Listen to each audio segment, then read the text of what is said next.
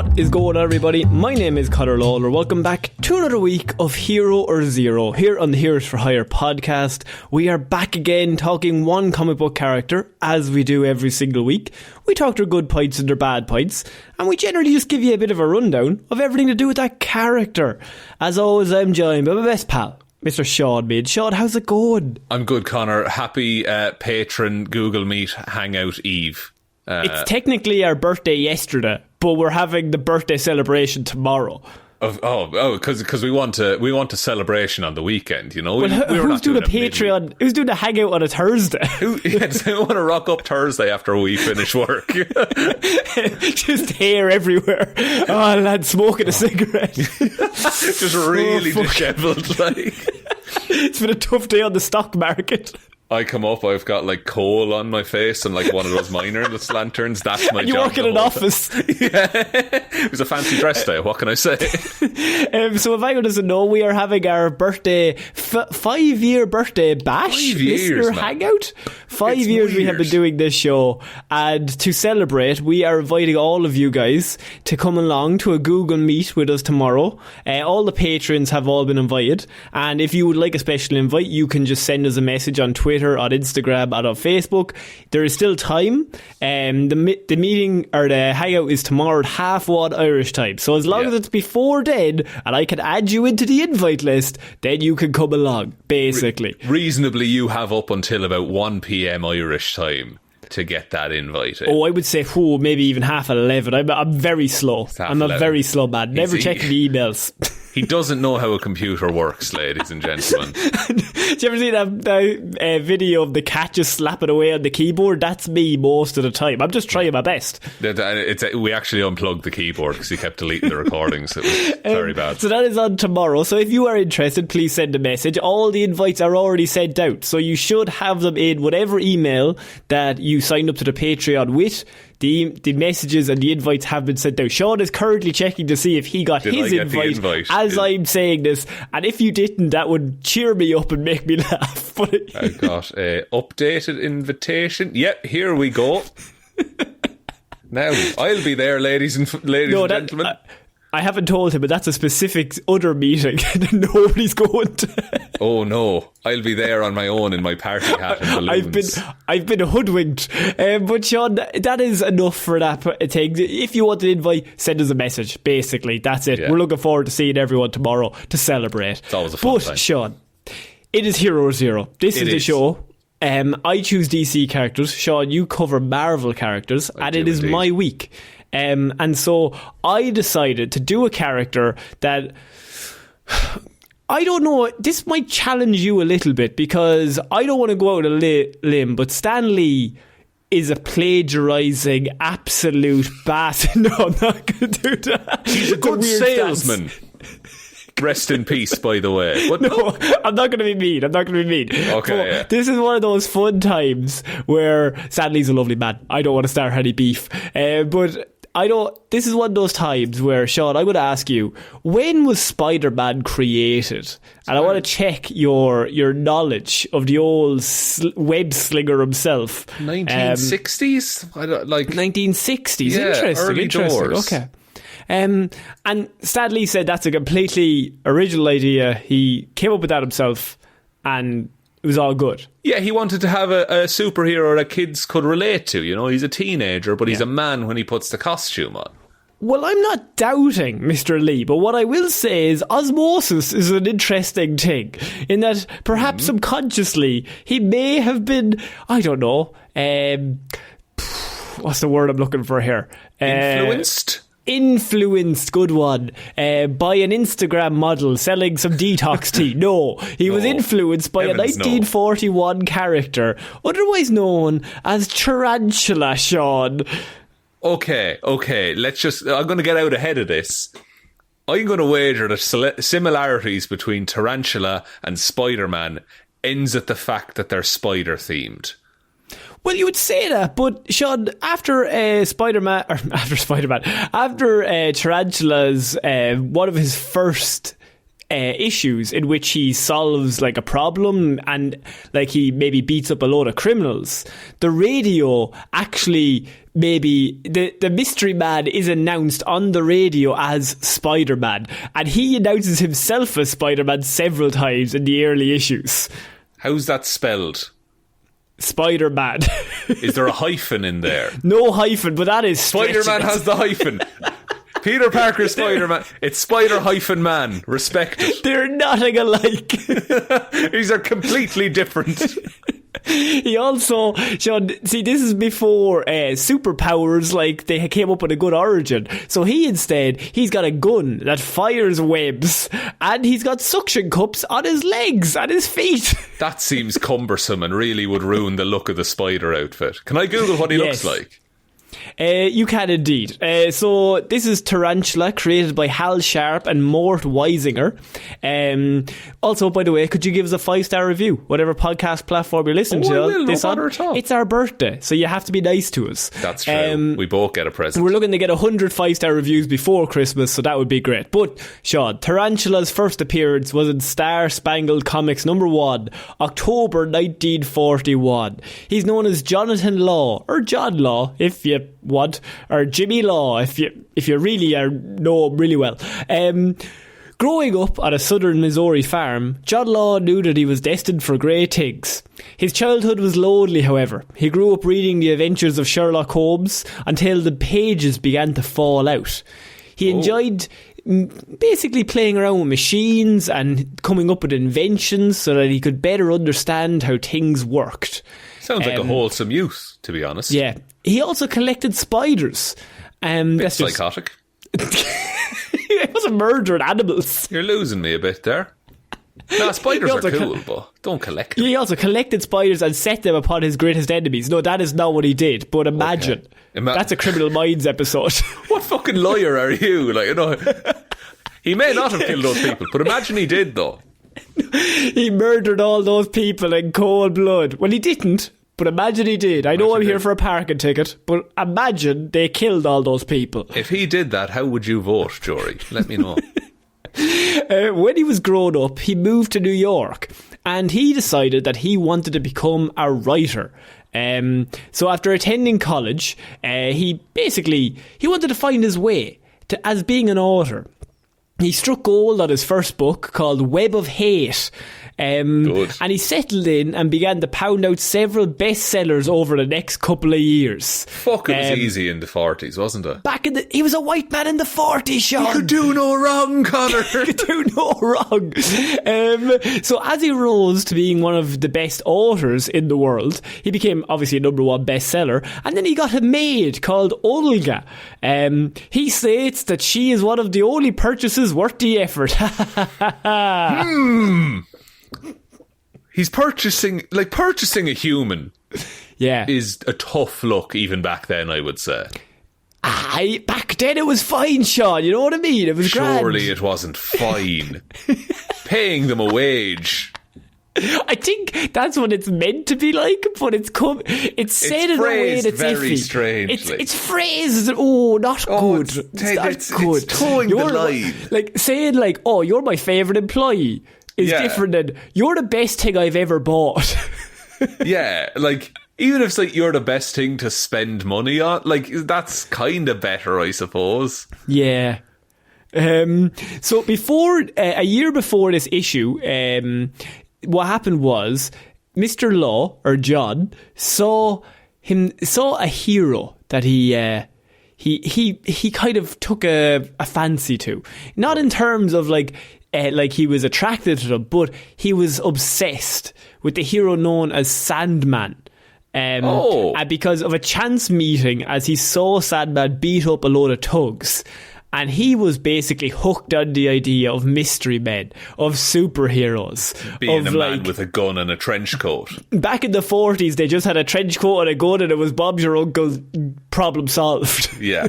I love dolls. I don't know if you ever done them, but the original Sandman is really cool. I like his design a lot. Wesley Boggs, I think is his name.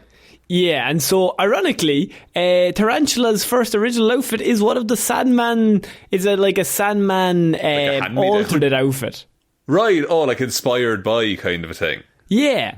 And so he basically started doing research for a non-fiction book about superheroes, mystery men, Crimson Avengers, stuff like that. Right. In the course of that research, he interviewed Diane Belmont in the summer of 1941, and he basically wanted to know about her association with the Sandman, and was like, how do you know them? What are they like? What are they about? What drives them? He was writing a great book at this point. Belmont gave Law a sketch of a costume she had designed for the Sandman, which she doubted he would ever use because she didn't think it was that great, but she just gave him the design. After having written about crime fighting for years, Law decided, now that he had an idea for a costume, he would follow up in a unique way to learn more about how their brains worked.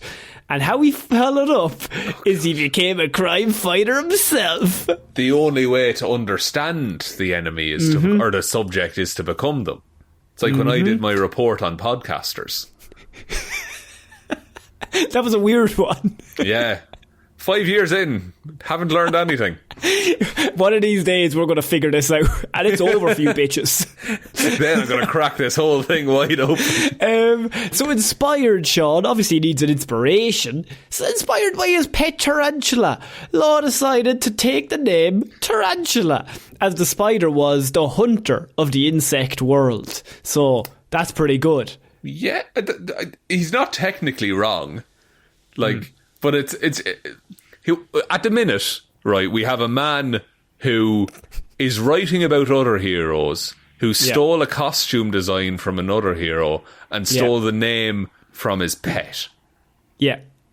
Not the most creative guy, I would say. He's the number one bestseller author in the world. Is he writing fiction?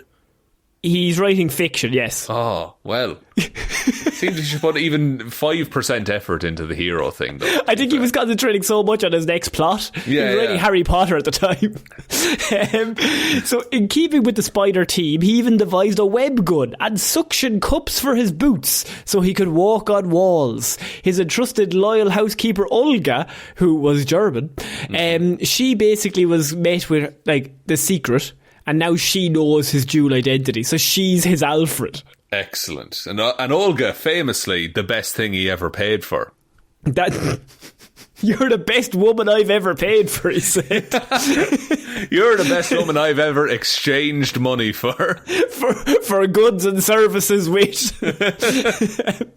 So a few days after meeting Belmont, Olga finished his costume. He's not making it himself, Shaun. Of course he's not. He's doing none of this himself so far. No, he's not. He hasn't done anything. He makes his first public appearance once the outfit is done and he tries it on.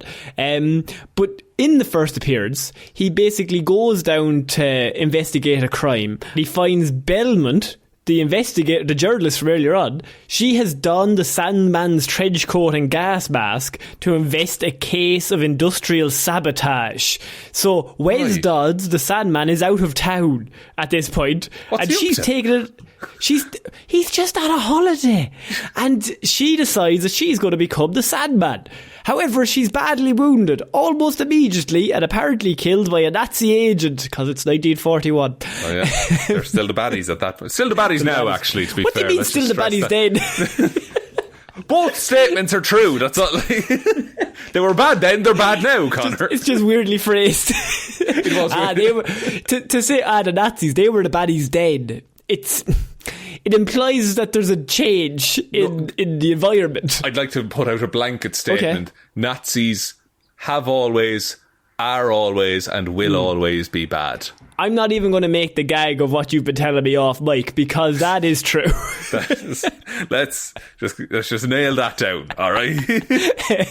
I've got you in too much trouble doing that over the years. So she's apparently killed by a Nazi agent. John takes it upon himself, the tarantula. He attacks the saboteurs, and he's joined by the real Sandman, who just shows up randomly. At this point, it's too late. Now that broad is dead, let me fucking get back to work. Now that the broad is dead. Together they defeat the saboteurs, and the Sandman led Law to believe that she had actually died, but in reality she hadn't. But that's a different plot altogether. That's just his first outing. He gets the respect of Sandman because he's got such good chutzpah about him. Okay, so he's got the respect of the guy he admired and like wanted to emulate. Yeah. However, Jonathan has a problem with Diane's death. However, with an underworld contact, he hears about a different villain known as Ace Deuce, right? Great name. Which is just number one shit in a different way.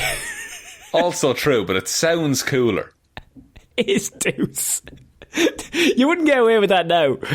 Oh, if you could name your kid Ace, even if you name your kid Ace. If I sent my son into school, his name was Ace Meehan, I'd hope he'd be bullied. Yeah, but your second name isn't shit, or like a synonym for shit. Yeah, but even still, Ace is a hard enough first name, is all I'm saying. Not like Max Power. Max Power is obviously the best. What about Ace Power? Ace Power is pretty alright. Yeah, that's pretty good. I think like it also sounds like an Irish like nickname. Like Ace Power. Yeah. Oh yeah, like there's always a friend group that has Ace in it, and because he won one card game once. That's it. So as the Ace tries to pull a movie theatre heist, so he figures out Ace Deuce. Who's holding up a movie theatre? He's holding up a movie. He's Ace Deuce, man. So he needs his own fucking line of villains, right, Sean? They had to come up with it on the fly. So now his villain is this guy called Ace Deuce, and he's robbing a movie theatre. Right. Okay. I'm just like in the world of spiders and insects. There's a whole world of other villains you could have made up. A green goblin, perhaps. Some sort of goblin who is green. Maybe some sort of rhino of some kind. The tarantula breaks up the robbery as he ties up Deuce up in his web. The Ace doesn't take too kindly to being tied up, and he basically threatens him.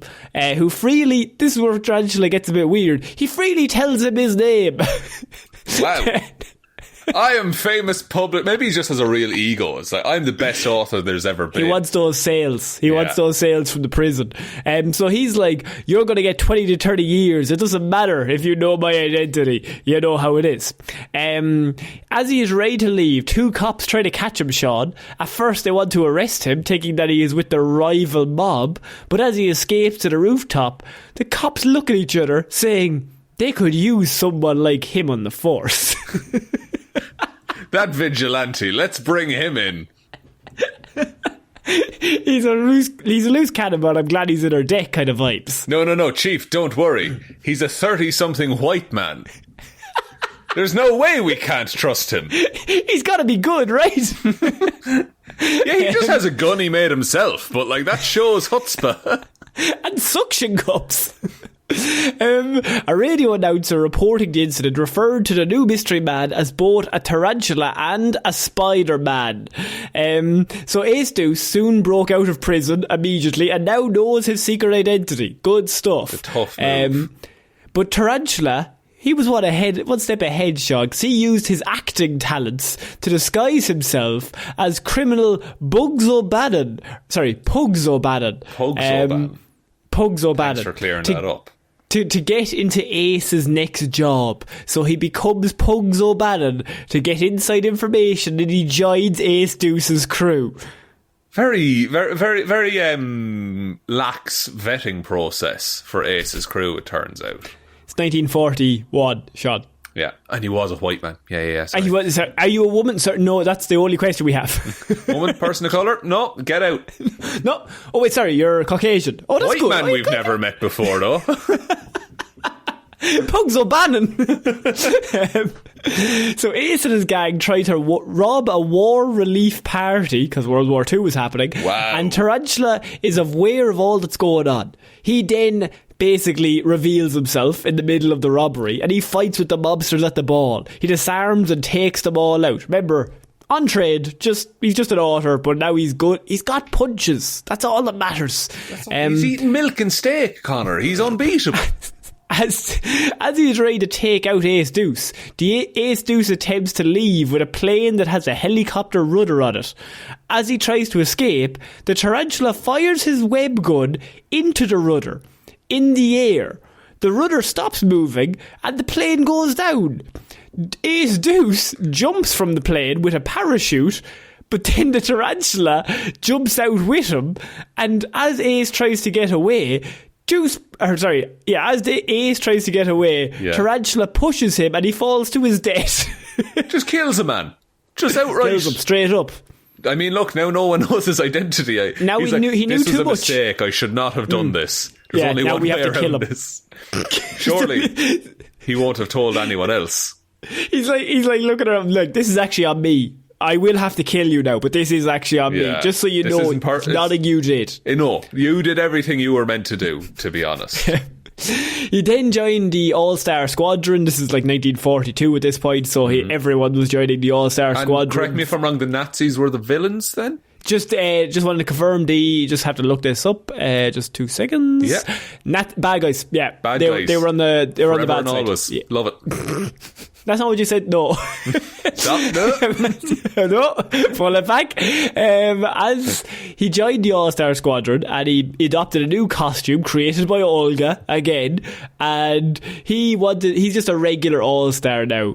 And he uses that time to add more research to his new book because he's still writing the book. It feels really disingenuous as a hero to be like, I'm just in this for the story I get to write and sell. But he's also single-handedly the greatest hero of all time. Yeah, like he's quite successful as a hero.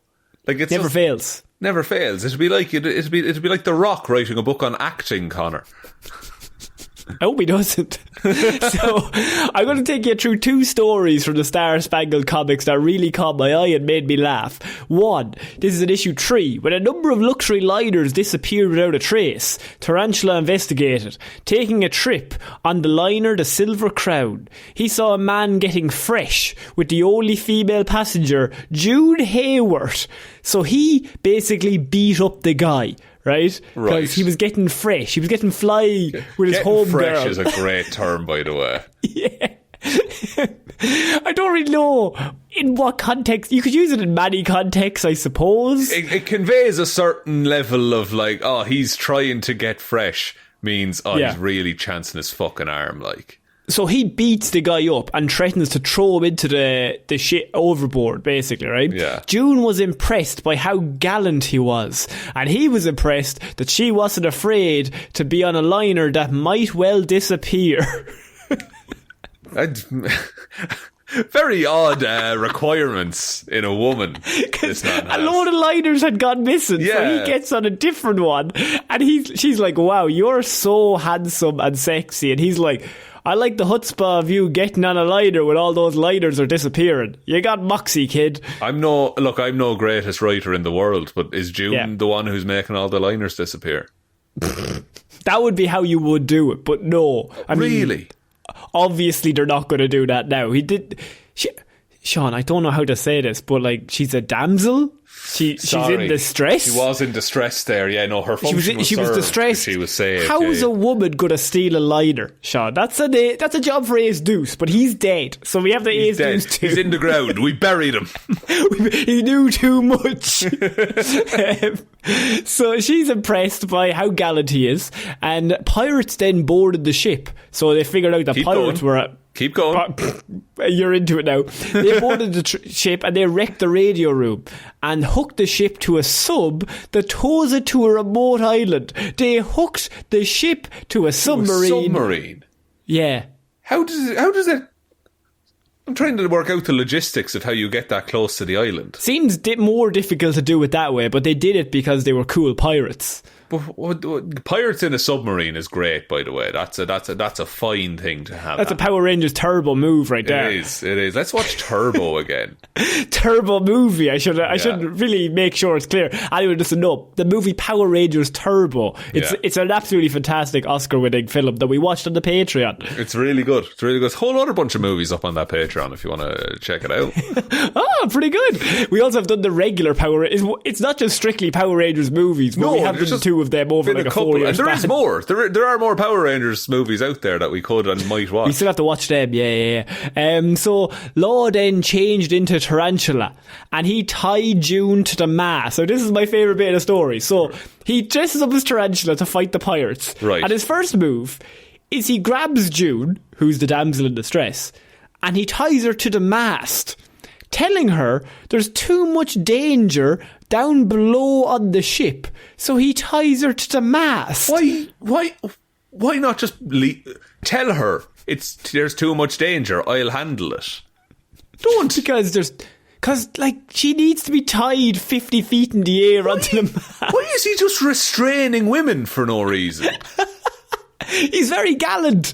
So he confronts the pirates responsible for stealing the luxury liners, and he further impresses June by beating the shit out of all of them. She's very impressed while being 40 feet in the air. Just fucking in love with it. Absolutely. She's pregnant. She's pregnant up there somehow. Yeah. Just from the mere sight of him assaulting some pirates. She needs glasses though, so she actually can't see what he's doing, but she can just hear the pow. Yeah. She can hear the big pow, crack, whack panels that come up. Yeah. And then the other issue of the cover was in Star Spangled Comics number 5. He put the finishing touches on his latest manuscript, and Olga said he should stick to writing instead of crime fighting because it was safer. Olga, that's not what I pay you for. I'll kill his deuce again. But John responded that would make his life boring, Shaun. So he went to drop off his manuscript when he witnessed an armoured car robbery at a shootout that left a handful of cops dead. A beam came from the sky and both the crooks and the armoured car vanished. A beam? A beam. A light beam. B-E-A-M. I thought you said bean. Sorry, a beam. A light beam came from the sky. Right. That's also weird. Like, a bean would have been weird. A beam is also pretty strange to have happen. One crook, however, was caught, and John went to the police station as Tarantula to investigate. Ganesha, a criminal dressed like his Indian god namesake, rappelled out the police headquarters and shot the crook who was kidnapped before he could talk. Okay. Can I have the name of that Indian god there? Ganesha. Ganesha. Ganesha. So it is also spelled... yeah. So that's actually quite an interesting one to pick, Connor, because it's a multi-armed god. So it's like a spider, but it's got multiple arms. I think that's arms. Specifically why they were told. No, I figured this out just now. Well, anyway, a villain called Ganesha dropped down into the police headquarters and shot the guy that was arrested so that he wouldn't talk. Okay. And then they're like, oh fuck, this is a big deal. So there must be a racket going on. There's some sort of conspiracy that they don't want us to know about. So after a number of daring robberies with the same MO, the police arranged to have a decoy car brought in, filled with sandbags and dolls. And they hoped that would lure the crooks in. So they basically set up this whole sting operation. It works. So when the sky beam sucks up the car, Tarantula follows, and he found himself on an anti-gravity craft. The craft landed... This man was in the sea last week, and now he's in This is a different issue. He's up to hijinks. So now he's just in an anti-gravity place, right? Right. And this is in Ganesha's HQ, where a giant mechanical hammer was waiting to bust the car open. I mean... Of course. Who am I to deny a man a giant mechanical hammer, you know? Because it's like a big van that they think is full of money. So then they have a hammer to break it open and then take all the money. Kind of scenario. Yeah, but it's all filled with sand, but they don't know it's filled with sand. So he's there. There's a big mechanical hammer waiting to bust the car open. The FBI make their move because now they know where they all are because they were tracking him. And they capture Ganesha's men. While Tarantula went after their boss. After some fisticuffs, the hammer caught Ganesha, crushing his body and killing him. Again, another villain instantly killed. That's Chekhov's giant hammer, by the way, because as soon as you see that drawn, you're like, no, that's killing someone. But the best part of this issue, right, is first of all, none of that really makes any fucking sense. It's 1942 or whatever. But the best bit is at the end, with his dying breath, Ganesha revealed himself as former crime boss Mike Delaney, who's a character nobody had ever met before, I thought but seemed like it was a big twist. That's the thing they would do in old comics, though. It's just like, oh, he's the one we've been looking for the whole time. So he's this villain called Mike Delaney, and he warned Tarantula that all of his gadgets had been kidnapped, and he was being forced to do crimes by an even bigger boss. Right, so they're now doing like the Thanos thing of like, oh, but there's a bigger threat you didn't even know about. Yeah. Okay. So that's really good. That's how you know it's good. They're the only two issues. I don't think it ever went any further, but he killed his two villains. So that's in his like heyday, right? So then he goes away for years. In 1950, he's called before the House of Un-American Activities Commission, and he's called to testify and reveal any and all known communists or sympathisers he knew of in the New York writing community. This is John Law, by the way. Right. Okay. Because obviously McCarthyism is running rampant at this stage. It is. So in the comics, he's brought in front of them. He refuses to reveal if he knew of any sympathisers, and he's blacklisted from all publishers, and none of them will publish his detective novels anymore. That's hilarious. Also, fair play to him for standing up for what he believes in. And so decades passed, and he survived writing for first the dying pulp publishers and then for cheap-end paperback publishers, losing money as he went down the scale. So he's like destitute by the end. He's like... By the end, he is completely on social security, and he's living off meagre royalties from like his previous sellings. That's basically it. And that's where they leave him. He did publish the book in the 60s or 70s, the book he kept writing, the Star Spangled Superheroes of World War II book. He does publish that, so that gets him a bit more money, but it's not particularly successful, as like interest in Mystery Men had faded by that point. Yeah, because at that point you have like actual superheroes had become the popular. That's really cool. It's kind of sad, but I really like it. And then lastly, his most recent happening was actually in a Nightwing comic, in which he's shown to be an old man who lives in Dick Grayson's building. That is just like an old man in the background, and then you reveal that his name is John Law. That's the big reveal. He's cool. Like in his 90s. And then he tragically dies when Blockbuster blows up the building trying to kill Nightwing, and he's buried in a collective grave. Man, for such a not even like an important hero, but for such a successful hero, and he just dies in the crossfire. I think they ran out of stuff for him to do, because he was very Crimson Avenger in the 1940s, and then lads who just had like... It's weird that they never continued on with the web gun or whatever, but he just had chutzpah. Yeah, but I think like once you get to the point of like when Spider-Man lands in like 62 or whatever it was, you're like, oh no, like we can't do any spider gimmicks now. This is a much better version of that. Yeah. In terms of powers and abilities, he possesses no super abilities. He relies on several gimmicks and his quick wits. He was trained in hand-to-hand combat as well as some acrobatics, and he had a passing interest in stage makeup.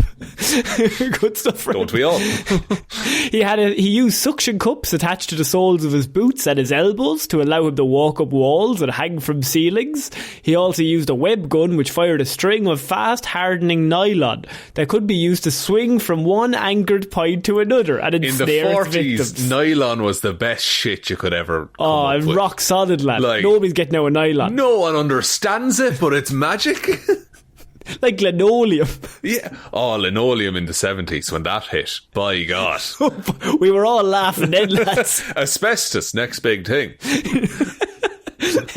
But that is my report on Tarantula, the original Spider-Man. That's actually really interesting. I'm sure there was some level of inspiration drawn from it, even if it's just spider-themed hero was all. What if a guy could stick to a ceiling and had a web? Imagine that, and then we make his life miserable for 60 years. Just make him a teenager and fucking ruin his life. Never happy. We're going to kill everyone he loves. Very good report, Connor. Would you like me to take us out? Sean. Yeah, sure, why not? Thanks everyone for listening to this episode of Hero or Zero. We will be back tomorrow on the live show. If you do not already have the invite, which if you're a patron you already do, but if you want one, as we said, send us a message on any of the social medias or the email address that we rarely shout out, heroesforhire_@outlook.com. And then otherwise support the show, patreon.com/Heroes for Hire podcast, Twitter's @Heroes for Hire pod, the 4 is the number 4, Facebook is the Detective Minutes discussion group, Instagram is Heroes for Hire podcast, and the best way to ever help out the show is to tell one human being that we exist. Just a one, please. And I think that's about it, Connor. I think so. So I've been Conor Lawler. I've been Shaun Meehan. We shall see you all tomorrow, guys. See you tomorrow. Be Bye-bye. there. Be square.